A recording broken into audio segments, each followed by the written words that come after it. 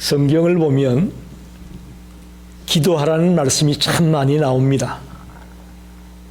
구하라, 찾으라, 두드리라, 무시로 성령 안에서 기도하라, 부르짖어라, 마음을 토해라, 쉬지 말고 기도하라.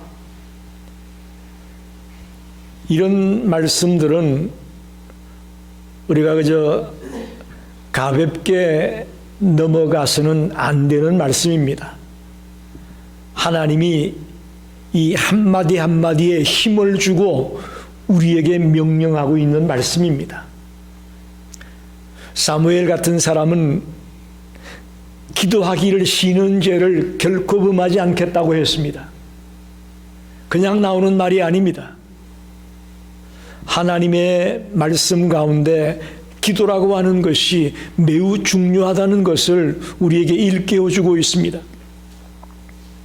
영국의 포사이드라는 사람은 우리가 범죄하기 쉬운 가장 큰 죄가 뭐냐? 그것은 기도하지 않는 것이다.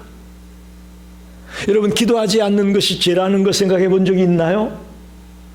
오늘 수많은 그리스도인이 교회에 다니면서도 기도하지 않는 것이 죄라는 것을 모릅니다.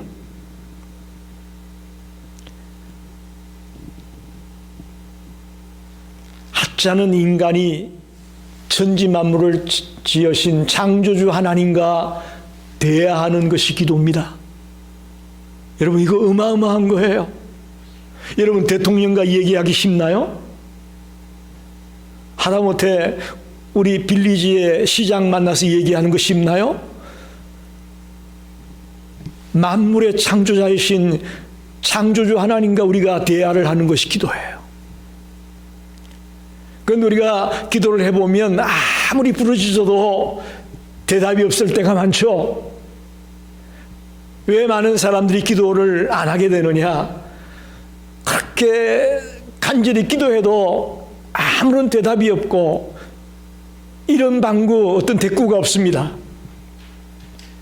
그래서 우리가 기도하다가 쉽게 포기하고 넘어지지 않는가 생각이 듭니다. 물론 그 중에 기도하는 중에 하나님의 임재를 체험하고 막 가슴이 뜨거워지고 기쁨이 충만해지고 있는 희열과 감격을 맛보는 분도 있습니다. 그게 정상이죠. 그러나 매번 기도할 때마다 하나님이 익성아, 이거는 이렇게 해라, 저건 저렇게 해라, 일일이 대꾸해주고 대답해주지 않아요. 그러다 보니까 기도가 어려운 거예요. 그래서 우리는 기도를 소홀히 여기게 되고 중간에 기도를 포기하는 자리에 들어가기가 쉽습니다. 오늘 읽었던 본문 누가복음 22장 39절로 49절의 말씀은 예수님이 겟세마네 동산에서 기도하는 모습입니다. 오늘 저와 여러분이 예수님의 겟세마네 기도를 통해서 함께 은혜 받고 함께 도전받기를 원합니다. 기도가 회복되기를 원합니다. 첫째로 예수님은 습관을 따라 기도했다라고 39절에 말합니다. 예수께서 나가사 습관을 따라 감람산에 가서 제자들도 따라갔다. 39절에는 누가복음에는 제자들이 같이 기도하러 갔다고 되어 있는데 마가복음에는 베드로, 야고보, 요한 이 세 제자만 데리고 갔다고 되어 있습니다. 약간 표현의 차이가 있습니다. 감람산이 어디냐? 감람산에 기도하러 갔다. 예루살렘 성전이 있고 그 맞은편에 감람산이 있습니다. 그 가운데는 기드론 골짜기가 있습니다. 성전이 있고 그 맞은편에 감람산이 있는데 가운데는 기드론 골짜기가 놓여 있습니다. 그리고 겟세마네 동산은 감람산 안에 있는 동산 이름이 겟세마네입니다. 그래서 여기 오늘 누가는 감람산에 가서 기도했다고 되어 있고 또 다른 복음서에는 겟세마네 동산에서 기도했다고 되어져 있는 겁니다. 겟세마네는 기름 짜는 틀이다, 그런 뜻이 있어요. 기름 짜는 틀. 그래서 마치 예수님이 기름을 짜는 듯한 그런 극심한 고통과 괴로움 가운데서 기도한 것을 연상시키는 그런 이름이 겟세마네 동산이다. 이렇게 우리가 이야기할 수 있습니다. 여러분 보십시오. 습관을 따라 기도했다. 얼핏 잘못 들으면 그저 예수님이 형식적으로 기도한다는 얘기인가? 라는 그런 오해를 하기 쉬운데 이건 그런 말이 아닙니다. 습관을 따라 기도했다는 말은 무슨 말이냐? 예수님의 삶 자체가 기도의 삶이다 그런 말이에요. 예수님의 라이프 스타일이 기도하는 라이프 스타일을 갖고 있다는 거예요. 매우 중요한 얘기입니다. 오늘 이 자리에 나온 우리 모든 성도들이 예수님처럼 습관을 따라 기도하는 자가 되기를 바랍니다. 우리의 라이프 스타일 자체가 기도하는 삶이 되자는 말입니다. 예수님은 모든 분야에서 우리들의 모범이 되시는 분입니다. 그러나 특별히 무엇보다도 기도에 있어서 우리에게 모범이 되셨습니다. 오병이어를 즉 물고기 2마리와 보리떡 5덩어리로 5,000명을 먹이고 12광주리가 남는 그런 기적을 일으킬 때 어떻게 일으켰습니까? 그 오병이어를 붙들고 축사하고 이 축복 기도라는 거예요. 축복 기도하고 띄어 나눠줄 때에 기적이 일어났습니다. 오병이어의 사건에도 기도가 있었습니다. 예수님이 12명의 제자를 뽑을 때에 간절히 기도하고 뽑았습니다. 또 성경에 보면 예수님은 새벽 미명에 나가서 기도하셨다고 되어 있습니다. 여러분 새벽 기도 누가 만들었어요? 예수님이 만드신 거예요. 요한복음 17장에는 보면 예수님의 중보기도가 나와 있습니다. 믿는 자들을 위해 제자들을 위해 세상을 위해 아주 폭넓게 중보기도하는 주님의 모습을 볼 수가 있습니다. 예수님의 삶 전체가 기도의 삶이다 이렇게 말할 수 있는 겁니다. 저와 여러분도 예수님처럼 우리의 삶이 기도의 삶이 되기를 간절히 소망합니다. 매 순간 하나님과 대화하며 살아가는 저와 여러분이 되기를 간절히 소망합니다. 물론 기도는 1대1로 하는 것입니다. 우리가 1대1로 하나님과 나 사이에 대화하는 것입니다.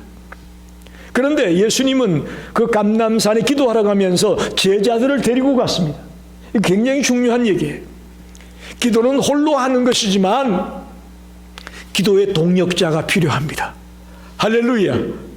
기도의 동력자가 필요해요. 어떤 문제를 가지고 기도할 때 혼자 기도하는 것보다 여러분이 함께 기도해 줄 때에 더 큰 역사가 일어날 줄 믿습니다. 우리 시카고 열린교회 모든 성도들이 기도의 동력자가 되기 원합니다. 그래서 여러분이 문제가 있거나 고민이 있거나 기도 제목이 있을 때 목사에게 목사님 기도해 주세요 부탁하는 거 매우 좋습니다. 매우 중요합니다. 혼자 고민하고 혼자 긍긍거리지 말고 내놓고 같이 기도하는 거 매우 중요합니다. 이렇게 예수님은 겟세마네 동산에서 습관을 따라 기도하셨습니다. 두 번째는 이 겟세마네 기도는 특별 기도의 순간이었다 이렇게 말할 수 있습니다. 물론 기도를 여러 가지로 나눌 수 있겠지만 저는 그냥 두 가지로 나눈다면 보통 기도가 있고 특별 기도가 있습니다. 보통 기도는 뭘까요? 우리가 평상시에 그냥 하는 기도예요. 우리 건강을 위해서, 자녀들을 위해서, 경제적인 안정을 위해서, 인간관계 문제 해결을 위해서, 내 삶에 일어나는 사소한 일들, 그래서 피상적인 그런 문제를 놓고 늘 기도하는 것, 그 보통 기도라고 우리가 말합니다. 그러나 특별 기도는 뭐냐? 내 인생의 절체절명의 순간에 이 문제를 놓고 정말 온 힘과 영성을 다 기울여서 하나님 앞에 부르짖고 매달리는 그런 기도의 순간, 그걸 특별 기도라고 말합니다. 이 예수님의 지금 겟세마네에서의 기도는 절체절명의 순간에 하나님 앞에 나아가 정말 땀방울이 핏빛으로 변할 정도로 그렇게 사력을 다해 부르짖고 있는 특별 기도의 순간이었다, 이렇게 봅니다. 왜 그랬을까요, 여러분? 왜 예수님이 지금 그렇게 특별 기도를 할 수밖에 없었을까요? 예수님 앞에 뭐가 놓여 있습니까? 십자가가 놓여 있지 않습니까? 이 십자가는 아담 이후에 오늘까지 모든 인생들의 죄를 짊어지는 그런 아주 무거운 십자가였습니다. 무겁고 고통스럽게 그지없는 엄청난 그 십자가를 앞두고 있기에 예수님은 절체절명의 이 순간에 특별 기도를 할 수밖에 없었다고 보는 것입니다. 그런데 40절에 보니까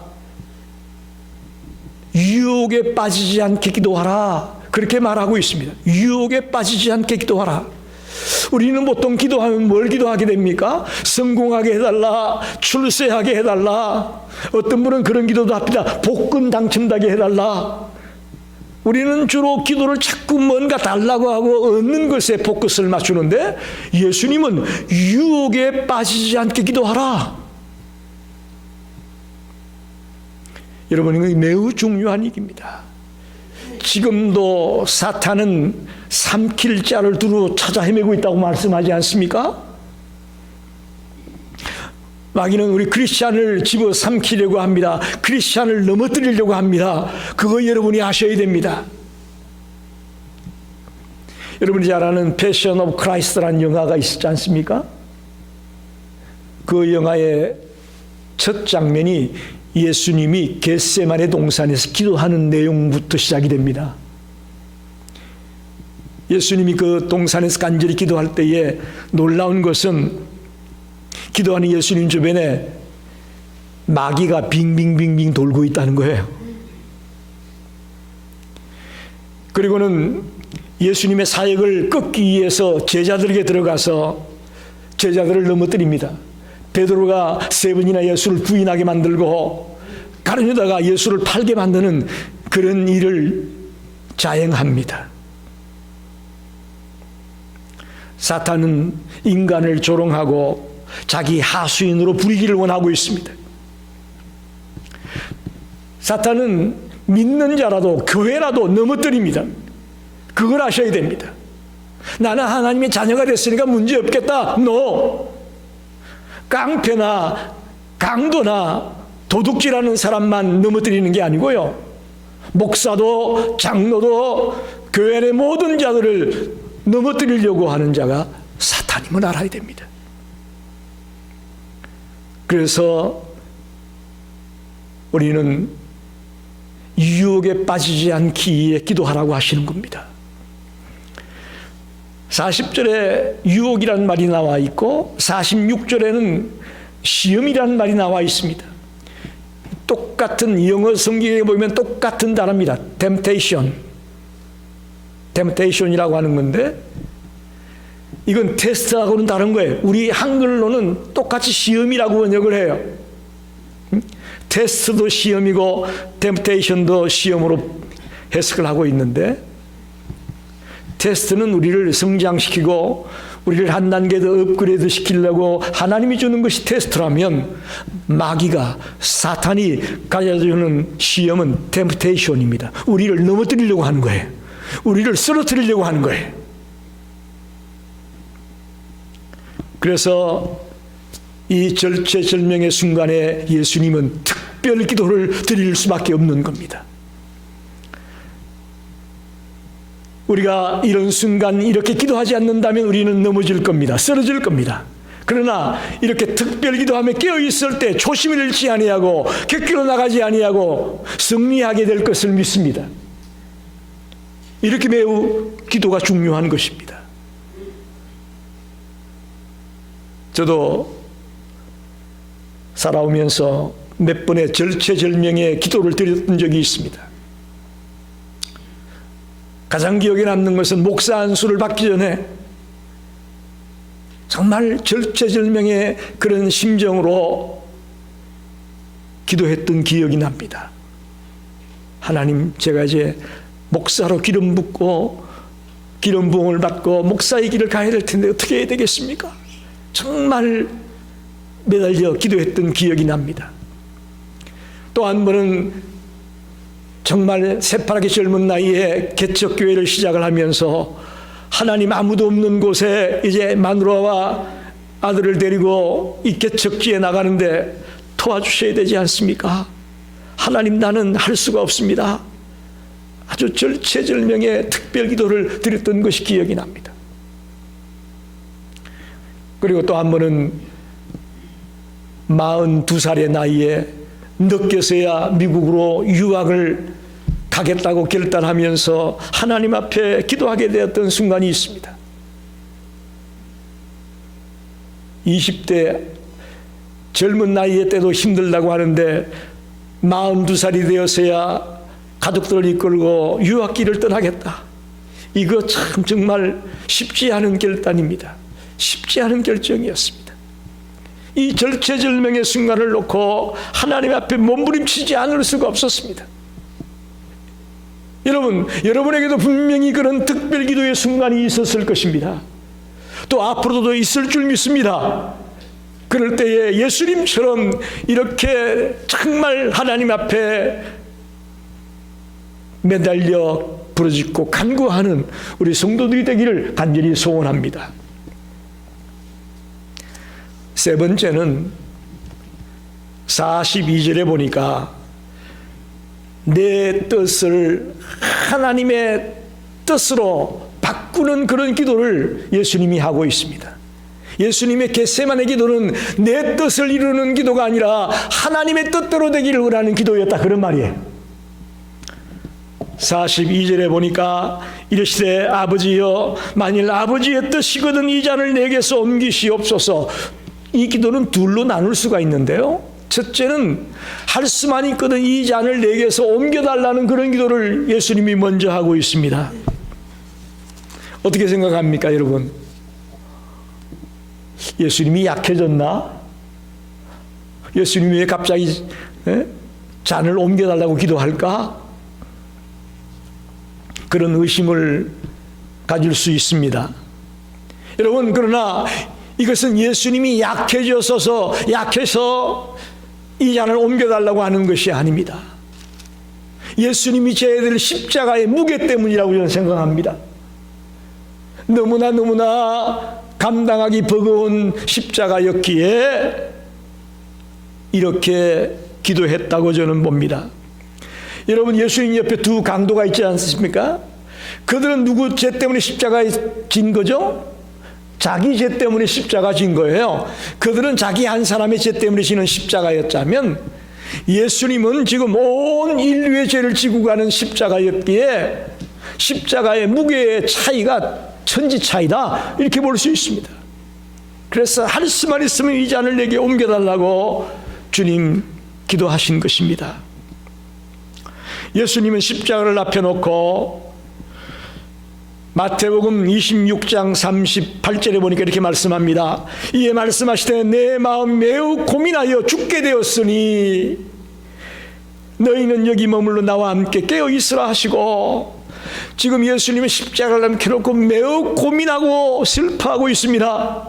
고민이 됐어요. 너무너무 힘들고 어려운 이 십자가였으니까요. 히브리서 5장 7절에는 이렇게 말합니다. 그는 육체에 계실 때에 자기를 죽음에서 능히 구원하신 이에게 심한 통곡과 눈물로 간구와 소원을 올렸고 통곡하며 이 십자가를 앞에 놓고 부르짖었다고 말하고 있습니다.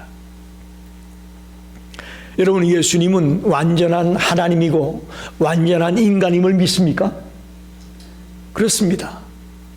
그런데 지금 이 십자가를 지는 이 순간은 완전한 인간으로, 우리와 똑같은 인간의 모습으로 지금 십자가를 지는 것입니다. 그래서 사탄은 예수를 자꾸 유혹하고 넘어뜨리려 하는 것입니다. 예수야, 꼭 너가 십자가 질 필요 있겠냐? 그런 의심을 품게 만들죠. 너 예수야, 십자가 아무나 지는 줄 아냐? 십자가의 그 잔혹성과 그 고통과 그 두려움을 갖게 만드는 거죠. 더 쉽게 말하면 자기 자신과의 싸움을 하게 만드는 겁니다. 그래서 예수님은 이 문제를 가지고 3번씩이나 기도했다고 되어 있지 않습니까? 3번씩이나 똑같은 제목으로 주님 앞에 매달려 기도했다고 되어 있습니다. 우리로 하여금 기도하지 못하게 하는 것이 마귀의 전략입니다. 기도하지 못하게 하는 것, 기도의 게으름을 피게 만드는 게 이게 마귀의 전략이에요. 목사에게도요, 야 설교해라, 전도해라, 야 신방도 하고 다 해라, 그러나 기도는 하지 마라. 이게 마귀의 전략이에요. 여기 넘어지는 거예요. 두 번째 기도는 내 원대로 하지 마옵시고 아버지의 원대로 되기를 원합니다. 이런 기도가 나옵니다. 처음에는 이 잔을 옮겨달라고 기도했던 그가 내 뜻대로 마시고 아버지의 뜻대로 되기 원합니다 라고 기도합니다. 자신과의 싸움에서 이길 수 있는 비결은, 자기의 육신의 본성을 무너뜨릴 수 있는 비결은 어디 있느냐? 기도에 있었습니다. 할렐루야. 가장 싸워 이기기 힘든 대상이 누굽니까? 내 자신 아니에요? 사람들마다 나 자신에게는 굉장히 간대해요. 그래서 내가 좀 잘못한 건 아주 그냥 부드럽게 넘어가려고 합니다. 가장 힘든 싸움의 대상이 내 자신인데, 내 자신과의 싸움에서 이기는 비결이 뭐냐? 기도였어요. 십자가라는 엄청난 유혹 앞에 갈등을 느끼실 때에 그걸 이겨내는 방법은, 예수님은 겟세마네에서 기도하는 것이었습니다. 기도는 자기의 뜻을 이루는 것이 아니라 하나님의 뜻을 이루는 것이었습니다. 기도는 내 소원풀이하는 게 기도가 아닙니다. 도깨비 방망이가 기도가 아닙니다. 오늘 너무나 많은 자들이 기도를 도깨비 방망이로 생각하고 있습니다. 금 나와라 뚝딱, 은 나와라 뚝딱. 내 소원풀이하는 게 기도가 아닙니다. 기도는 하나님의 뜻을 깨닫고 하나님의 뜻에 순종하겠다는 것입니다. 예수님을 향한 하나님의 뜻이 뭐였습니까? 십자가에 죽는 것이었습니다.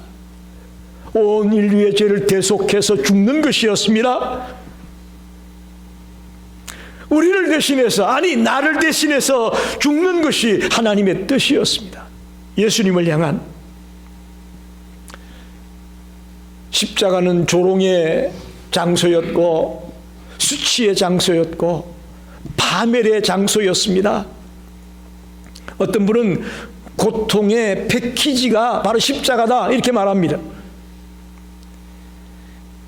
못을 박힙니다. 뺨을 맞습니다. 창에 찔립니다. 살이 찢겨집니다. 물과 피를 다 쏟아냅니다. 그런 것이 십자가예요. 예수님은 내 뜻대로 되지 말고 아버지의 뜻대로 되기 원한다는 기도를 드리면서 십자가를 져야 되는 것을 아시고 이렇게 사력을 다해 겟세마네에서 기도하신 것임을 오늘 꼭 깨닫기를 바랍니다. 마지막으로 43절 44절에 보니까 전사가 하늘로부터 예수께 나타나 힘을 더하더라. 예수께서 힘 속에서 더욱 간절히 기도하시니 땀이 땅에 떨어지는 핏방울 같이 되더라. 예수님이 간절히 기도하고 있었더니 전사가 와서 힘이 되었다라고 말하고 있습니다. 전사가 와서 예수님을 돕게 되었다고 말합니다. 사탄의 유혹이 얼마나 강력했던지 전사가 와서 예수님을 도왔습니다.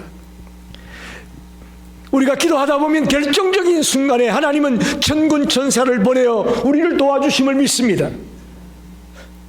하나님은 결코 우리의 기도를 소홀히 여기지 않습니다. 결코 소홀히 여기지 않습니다. 여러분, 하나님과 우리의 관계는요, 우리가 드리지 못할 말이 없습니다. 여러분, 사랑하는 사람들끼리 대화하는 걸 보게 되면 어떻습니까?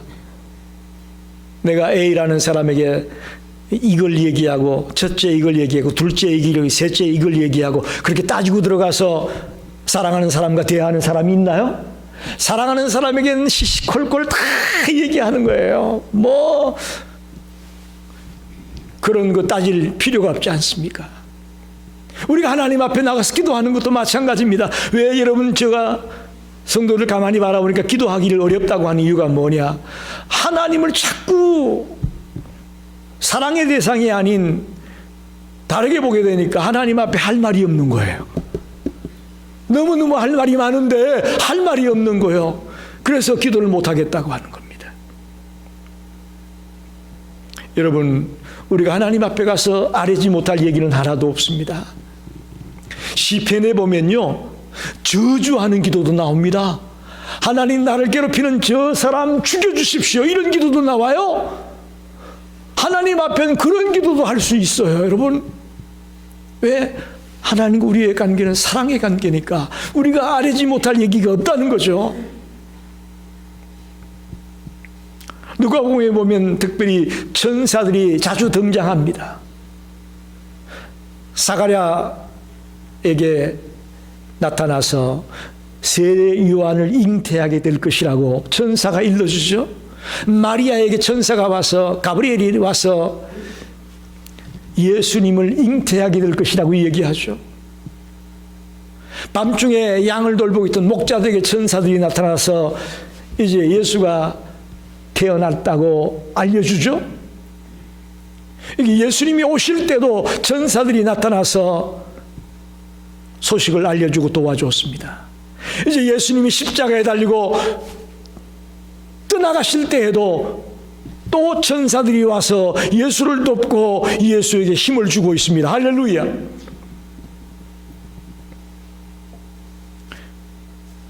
사랑하는 성도 여러분, 지금 이 미국 땅에 있는 교회들보다는 선교지에 나가거나 저 이스라엘 땅 같은 곳에는 마귀의 역사가 매우 매우 심합니다. 복음을 듣지 못했던 자들이 복음을 듣고 주께로 돌아올까 봐 그걸 막기 위해서 아주 마귀의 세력들이 득실을 그리고 있습니다. 그런데 그런 곳에 더 기적들이 일어납니다. 할렐루야. 그런 곳에 천군 천사가 나타나서 그들을 도와주고 그들을 붙들어주기 때문에 역사가 일어나는 거예요. 기적이 일어나는 거예요. 그래서 학생들 때에 아이들이 여름방학에 단기 선교를 가지 않습니까? 뭐 일주일간, 열흘간 단기 선교를 다니면 아이들이 싹 바뀌어져. 자기 집에는 따뜻한 물이 칼칼 나오고 뭐 침대가 있고 이런 생활을 하던 아이들이 선교지에 가가지고 잠자리도 불편하고 먹는 것도 그렇고 뭐 이런 생활 속에서 지내다가 그 속에서 복음이 전해지고 사람들이 돌아오는 그런 모습을 보고 와서는 아이들이 달라지는 거예요. 여러분, 천군 천사들이 우리의 기도를 듣고 우리에게 힘을 주고 우리를 도와주심을 믿으시기 바랍니다. 저도 개척교회를 하면서 그런 경험을 너무나 많이 했습니다. 저는 할 수가 없습니다. 저는 부족합니다. 그런데 하나님께서 그럴 때마다 갖가지 방법을 동원해서 일이 되게 하고, 할렐루야, 길이 열리게 하고 막아주시고 다양하게 역사해서 교회가 세워져 가는 것을 체험했습니다. 여러분, 44절에 보니까 예수님은 땀방울이 핏빛으로 변하는 그런 상태까지 간절하게 사력을 다해 기도했음을 볼 수가 있습니다. 여러분, 요즘 우리 성도들 가운데 기도 안 하는 분 계신가요? 여러분 다 기도하시잖아. 식사할 때도 기도하고 뭐 짧게 그냥 고개만 숙였다가 이렇게 슬기라도 기도는 기도잖아요. 기도 우리 다 해요. 근데 과연 예수님처럼 땀방울이 핏빛으로 변할 정도까지 기도하느냐 이거예요. 우리의 기도가 그렇지 못하잖아요. 쉽게 또 포기합니다. 조금 하다가 안 되면 그냥 포기해버리고, 교회 안에서 문제를 일으키고 큰 소리를 내고 하는 분들을 보게 되면 안타깝게도 기도가 없습니다. 거의 100%입니다. 기도하지 않는 자들이 교회 안에서 문제를 일으키고 싸움을 일으키고 목소리를 크게 높이는 것을 보게 됩니다. 여러분 기억하십시오. 기도하는 자는 삶이 달라집니다. 말이 달라집니다. 행동이 달라집니다. 달라질 수밖에 없습니다. 하나님의 살아계심을 체험하고 하나님의 사랑을 체험한 자가 달라지는 것은 당연하죠. 이제 예수님이 기도하고 돌아와 보니까 46절에 제자들이 어떻게 하고 있어요? 잠을 자고 있어요.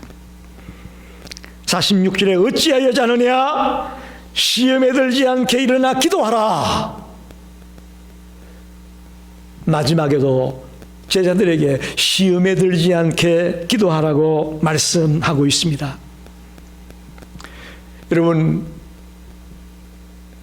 기도는 이론이 아닙니다. 하나의 지식으로 끝나는 것이 아닙니다. 기도는 행동으로 옮기는 겁니다. 오늘 이 말씀을 듣는 이 순간부터 여러분이 깨어나서 기도하게 되기를 바랍니다. 그럴 때에 전군 천사가 여러분의 기도에 응답하고 화답해서 힘을 주고 용기를 주고 이겨내게 주실 것을 믿습니다.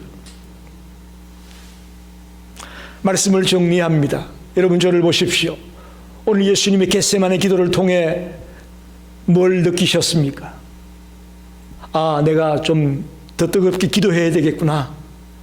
그동안 내가 기도한다고 했는데 이게 내 욕심만 챙기는 기도였구나.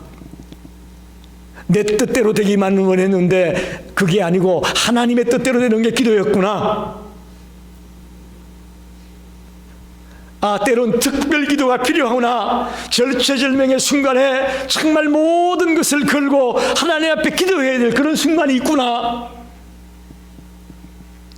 적당히 기도하는 것이 아니라 예수님처럼 땀방울이 핏빛으로 땅에 떨어지는 그런 간절함과 뜨거움으로 기도해야 되겠구나. 우리는 오늘 말씀 속에서 다양한 예수님의 기도의 모습을 발견하게 됩니다. 많은 것을 생각하게 되고 결단하게 됩니다. 여러분, 기도처럼 소중한 것이 없다고 저는 생각합니다. 신앙생활이 뭐냐고 저에게 묻는다면 저는 기도생활이라고 답변을 드립니다.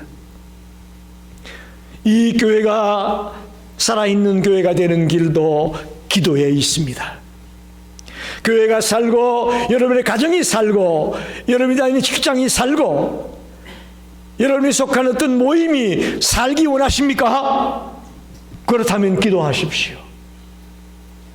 기도하지 아니하고 내 가정이 살고 내 직장이 살고 내가 속한 모임이 살기를 원한다면 그건 잘못된 생각입니다. 오늘 겟세마네에서 예수님의 기도하시는 모습처럼 저와 여러분도 기도가 습관이 되기 원합니다. 기도가 우리의 라이프 스타일이 되기 원합니다. 기도가 우리의 삶이 되기를 원합니다. 그런 자에게 하나님의 축복이 넘치게 될 것을 믿습니다. 기도합니다.